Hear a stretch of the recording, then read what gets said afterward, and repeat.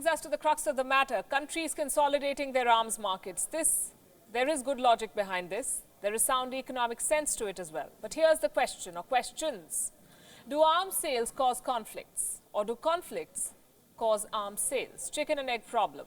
On Wion Edit, we explore this. Look at some of the major conflicts in the world right now. Syria, Yemen, Iraq. In all these conflicts, either one or both the parties use American weapons. Yes, weapons do not start a fire, but access to weapons stokes fires. And weapons make conflicts that much more intense and probable. In fact, arms sales has been a defining thread in the foreign policy of most countries. The US clearly has a policy to sell weapons to any country that wants them and, more importantly, that can afford them. Money is the only criterion. Case in point, Saudi Arabia, the home of 15 of the 19 attackers of 9/11. As recently as last week, a Saudi national was found involved in an attack at a US naval base. Saudi Arabia's record on terrorism has been patchy, to say the least. But none has affected US weapons sales to Saudi Arabia. In May this year, in fact, the Trump administration pushed an $8 billion arms deal without congressional approval to Saudi Arabia. And this, even when America's own Defense Department is investigating how American weapons sold to Saudi Arabia end up in the hands of Al-Qaeda-linked terrorists and hardline militias. Look at other allies of the US. Most of them buy weapons from America and then pursue policies which are aggressive and sometimes even hostile. Examples: the UAE, Egypt, Israel, Taiwan, Australia, South Korea and Japan. The US has provided weapons worth $124 billion to all these countries between 2002 and 2016.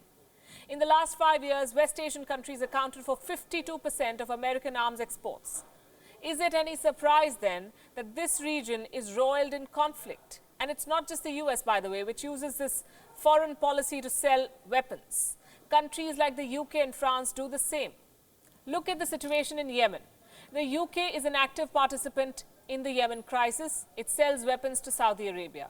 Earlier this year, a UK court said that British arms sales to Saudi Arabia are unlawful. The court accused ministers of ignoring whether airstrikes killed civilians and broke the humanitarian law. But this is the template around the world. The murder of Jamal Khashoggi brought this issue to the fore. Soon after Khashoggi's murder, Saudi Arabia conducted the Davos in the Desert Conference. This was October 2018, last year. All the major defense firms and fund managers gave this event a miss. It was as if the global arms industry had sprouted a conscience.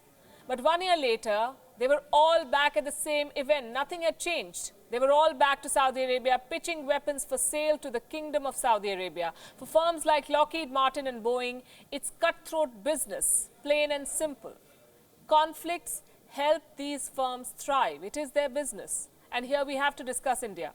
Over the last few years, New Delhi's ties with most nations have improved.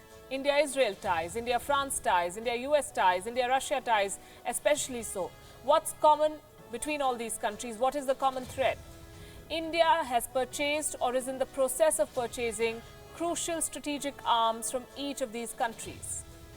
The conflicts in India's neighborhood are good news for defense firms in these countries. The same applies to Erdogan's interference in the Kashmir issue, some say. Pakistan, you know, is alienated and Turkey has arms to sell. Add 2 plus 2 and you can understand Turkey's support to Pakistan.